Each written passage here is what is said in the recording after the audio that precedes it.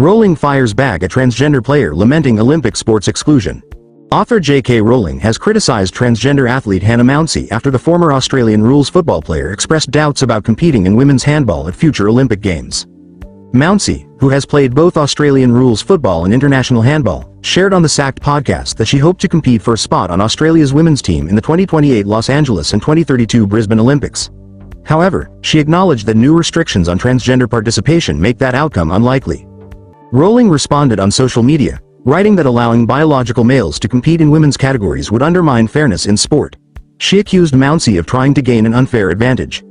Mouncey rejected that claim, saying there is no evidence that transgender women consistently dominate competition.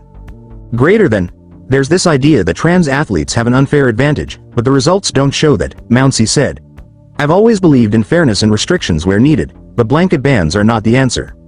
The International Handball Federation, IHF, introduced its transgender policy in 2022. It requires transgender women to maintain testosterone levels below 5 nmol/L for at least 12 consecutive months before competing, with medical documentation to verify compliance. Meanwhile, International Olympic Committee, IOC, President Kirsty Coventry said earlier this year that there is broad support among IOC members to safeguard the women's category.